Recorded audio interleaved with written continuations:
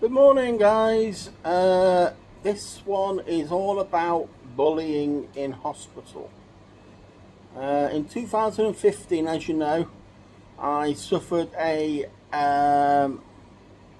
bleed of an ulcer, which I was bleeding internally, and had to be rushed into hospital.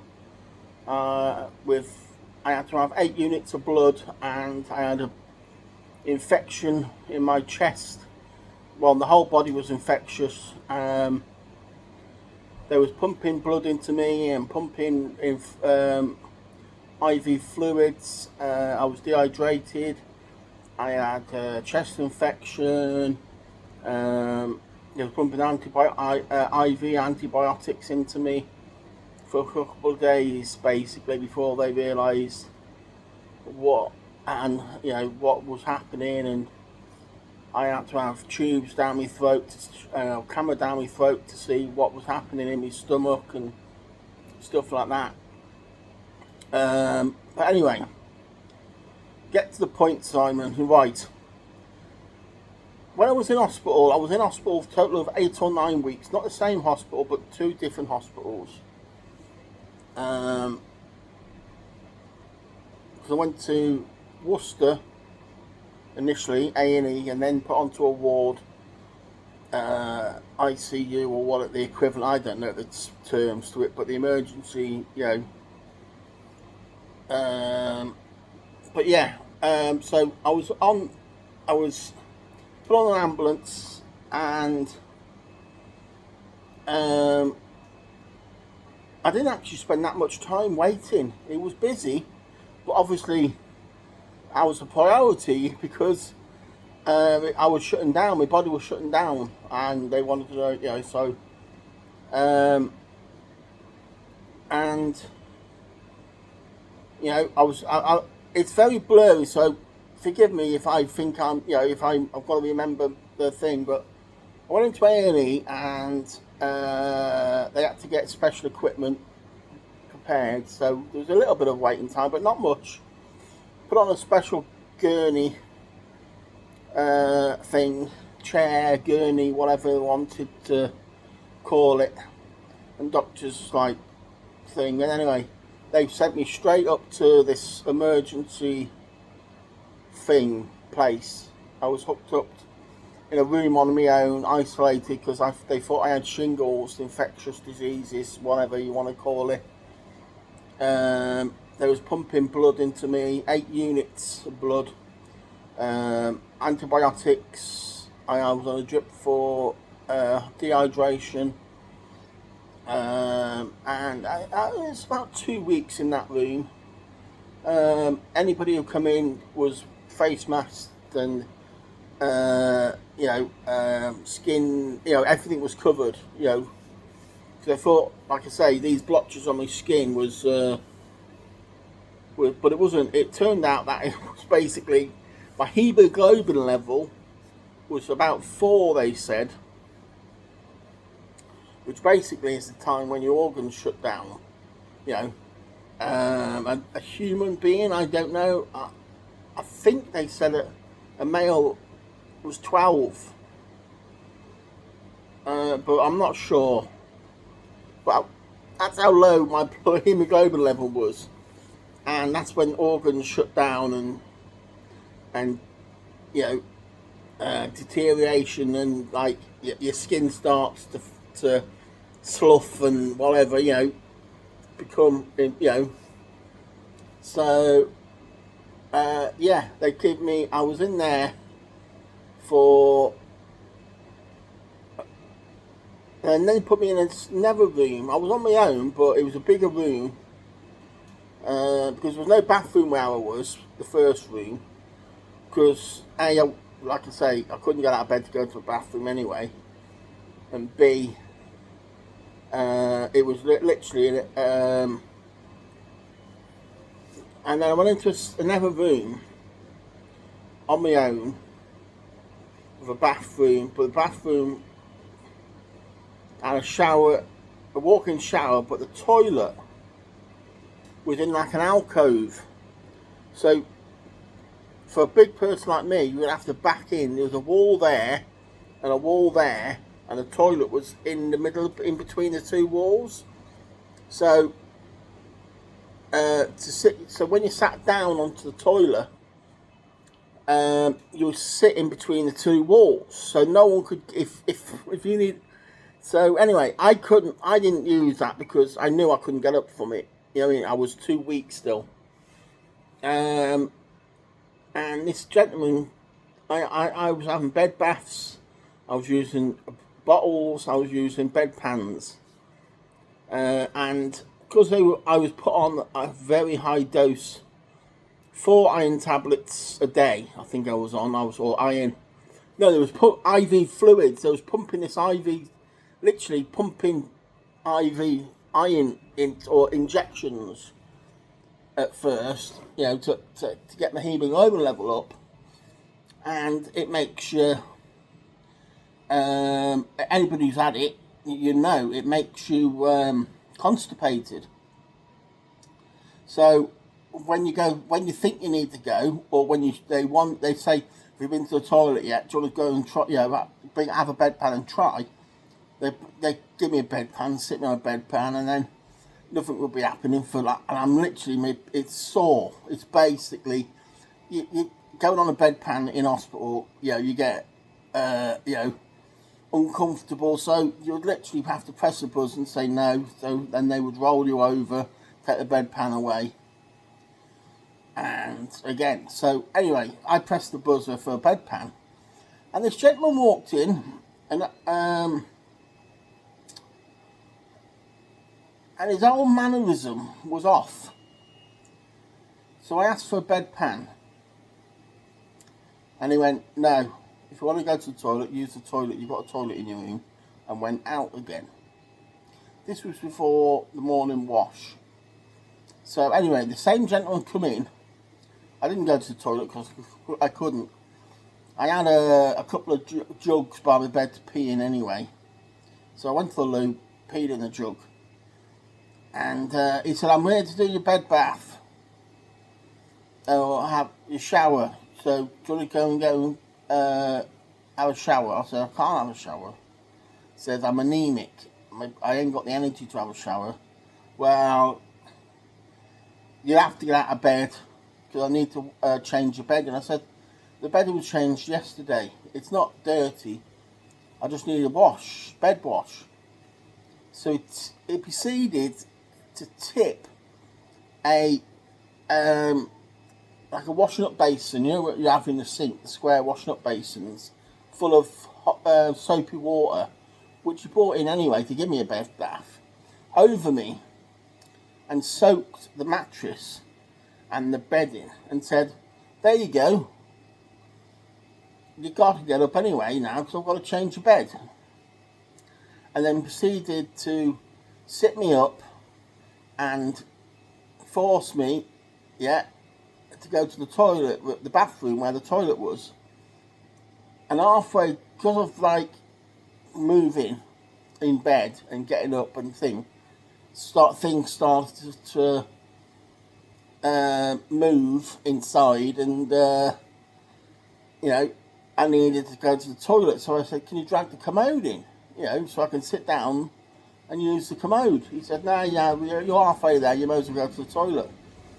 I said, I can't get up from a normal position on the toilet.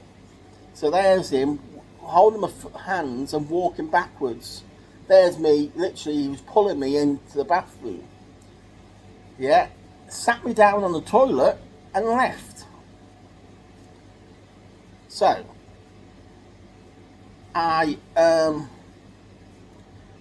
this time, I've been on the toilet 20 minutes now. I've been to the toilet, and I went to get up, and I couldn't get up.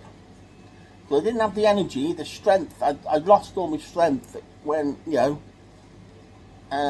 muscles. I was stuck on a sofa for a week. I couldn't get up. I was at home, you know what I mean? And my muscles was just deteriorated, and I didn't have the energy or even whatever. I shouldn't have been out of bed.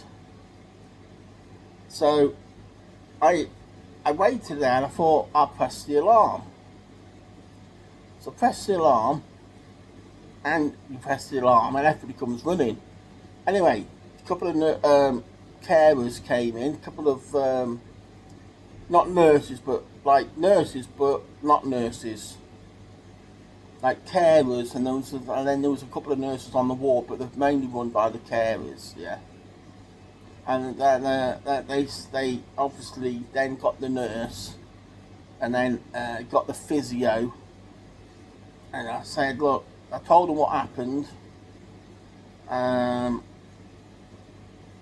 said, look, the guy came in, tipped the water over the bed, sat me on the loo, made the bed, and left. Yeah. And all that. I told him, exactly. He was like mumbling under his breath, said, I don't have to put up with this shit anymore, and all this. Yeah, and if you got yourself into this state, you don't have to. You don't have to be under his breath. Oh, you don't have to be this big, and it's your own fault. You got your own self into this mess. Why do I have to bloody do this and blah blah blah blah? Know what I mean? So I'm emotional. I'm tired because I'm literally in and out of consciousness because of the low hemoglobin level and iron, and getting woken up in the middle of the night to do obs and to do checks to make sure you're still alive, and they have to test your blood pressure and things. So and it was like I was still having fluids, and I was still having sometimes I still had to have chest, like antibiotics or something pumped into me, whatever it was. So they said, why did you come onto the toilet? I said, I didn't. He literally dragged me. I asked for a bedpan, and he said no. He went away, come back with a bucket of water and chucked it over me and said, you have to get out of bed now because I've got to change your bed. Because it was my morning wash. And he dragged me out of bed and pulled me to the toilet and sat me on it. So literally, I had a physio behind me. I'm sat on a toilet with a physio sat on the cistern behind me, ready to push. I've got a physio on each leg and two people trying to pull my arms off the toilet. Yeah. And I wasn't budging. When a person, a straight person, like normal person, what's that on my black ink? Will do squats and bend their knees and just like do that. But when a fat person does it and goes, so when you're sitting on a toilet and you're straight like that, you can get off the toilet because you're not past the centre of gravity. As soon as you go down past the 90 degrees and your bum is lower than your knees, someone my size cannot cannot get up. So, anyway, there's special lifting equipment in hospitals. Like crane, it's like lift hoists, as they call them. I call them cranes. Which, and straps they put on. Literally, they can put on underneath your leg. Even though you're sat down, they can lean you forward, put it round your shoulders, round your back, and then lift your one leg up, put the strap underneath your leg, hook the four things onto the hoist, press a button, and it lifts you up. And they've got loads of those, but they've only got two for morbid obese patients, and that's what we called morbid obese patients. Not obese or overweight patients, it's morbid obese patients. Well, the two cranes or hoists and the straps are in two different places. And both keys are on a bunch of keys. And no one knows where they are. The owner of the keys is gone home with the key. So, an hour passes, I'm still sat on the loo. My legs are now dead. If I couldn't even get up if I tried. And there's a physio sat in the bathroom on the floor. I'm sweating profusely. I'm in pain, literal agony. Because my legs are dead. My legs are dead. I've got the toilet seat is like pushing into my skin and bone and whatever, and I've got, I'm heavy. I'm breathing. I'm panicking, stressing out. By this time I was sat on the loo for 2 hours. Yeah, and the head nurse. I've got different people are coming in. Different like nurse, her boss, the owner, like the boss of the hotel, not the hotel, the hospital, Worcester Acute Hospital. Yeah, comes in and says, "Why is he still on the toilet?" Oh, the kid can't find the key for the hoists and straps, and we found who's got the key, and he's not answering his phone. So he's either on his way here or on his way home. We don't know. No one knows who's got it, and no one knows where the key is. We know who had the key last, so that's who we're phoning. Well, why did no one phone the fire brigade?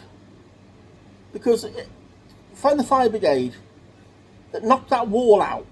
I could hear him saying, "Right, I'm sat on the loo. There's a physio on the floor. Why did he go to the toilet in the first place?" And I said, "Oi!" I said, "I'm a person here. Yeah, I didn't put myself on this toilet. I was dragged on this toilet by a gentleman, one of your nurses, who refused to give me a wash in bed and give me a bedpan. He tipped a bucket of water over me. Yeah." And they was like mumbling under their breaths then, so I don't hear. So they said, phone the fire brigade to cut the wall out. Yeah, so they could move me. They could put a gurney right next to the bed, and then the fire brigade can lift me off the toilet onto a gurney, push me to my bed, and then they put a slip sheet under me, which then can slip me on the bed. So literally, they're pressing like 999 on the phone, telling them what the situation is, yeah. And the keys turn up. By this time, I spent 4 hours stuck on the toilet, yeah. Then they bring a hoist in, they bring a thing up. Within 5 minutes, they put the straps around me and put me on a hoist. Then I was stuck. I'm stark bollock naked. Yeah.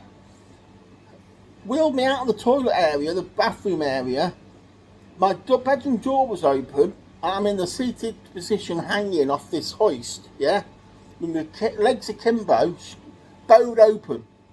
Yeah, with a strap under one leg, strap under another, a piece holding me back, and then strap over me 2 shoulders. There's like 4 clamps onto this hoist in the middle there, swinging away. Yeah, my legs are open. My man bits are like hanging down. I ain't got much to hang down, but they was on show. I can tell they was on show. I was stark bollock naked. They was all out the room discussing what's gone on. Yeah. And I said, "Can someone wipe me bum? Because, before you put me on the toilet, on the bed, I want to be clean." No, they put, then after about 10 minutes hanging there on this hoist, was put back on my bed with a dirty bum. Then I said to the nurse, I said, "No one wipe my bum. I've come on here, this white sheet, yeah, and I'm going to have skid stains on my sheet, and then I've got to then be rolled with put a new sheet on because there's skid stains on the sheet. If you wipe me bum when I was on the hoist and clean me up and put a towel over me private bits, I wouldn't have asked to go back on the bed. You know. The next day, the same lad is on the same shift. So they've done nothing to the lad who bullied, who literally, and then he was, again, yes, they must have said, and they basically banned me from the bathroom. I wasn't allowed over the next couple of weeks to be in the bathroom. Well, this guy kept coming into my room and saying stuff, nasty stuff, saying, I'm going to put you in a wheelchair, push you out the hospital, take you to the local park and leave you on a park bench. Or I'm going to just leave you outside because there's nothing wrong with you, you're just fat and lazy. So by this time, I was an emotional wreck. Yeah, I thought, I've gone through this, tragic, losing blood internally, almost dying on a sofa. My druggy neighbour kicking in the door to get me out, my old druggy neighbour, where I used to live, kicking in the door, saving me life. I can't believe, he was, when he found out I was 2 doors away from his mum, he came in, knocked on the door, said, I'm not going to come in, but he apologised to me for how he treated me down where I used to live. And I was friends with my mum anyway, because I've become friends with his mum because she did and he treated me more better than this guy in hospital did. He always waved to me when he passed the window, and he was the one who saved my life. He's the one who kicked the door in, and phoned 911 and phoned my brother and said, Simon's not very well, I've phoned the ambulance, you need to come here quick.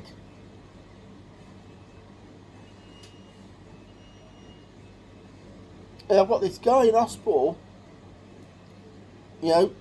verbally abusing me, telling me he's going to leave me on a park bench. And at my lowest,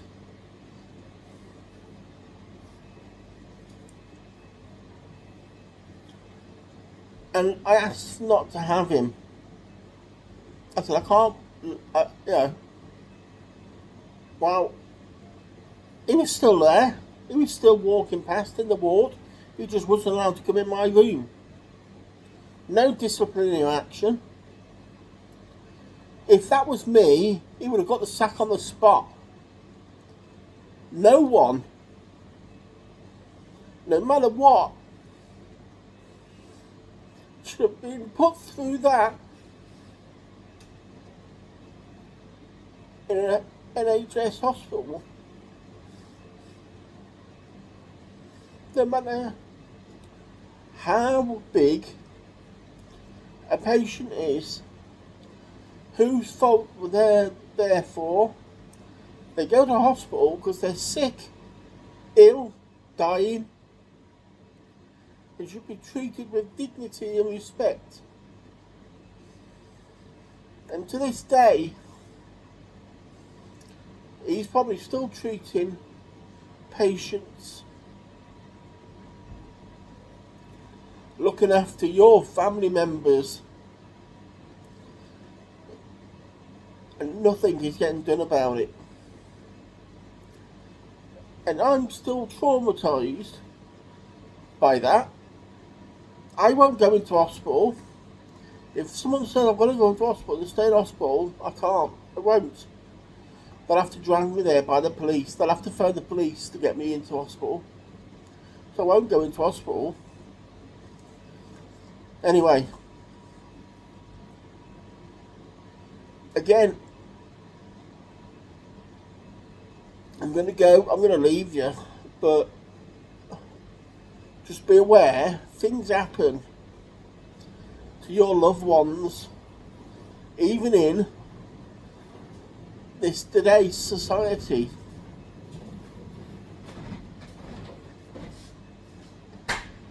Stay safe out there, drink tea, it makes people happy. Thank you.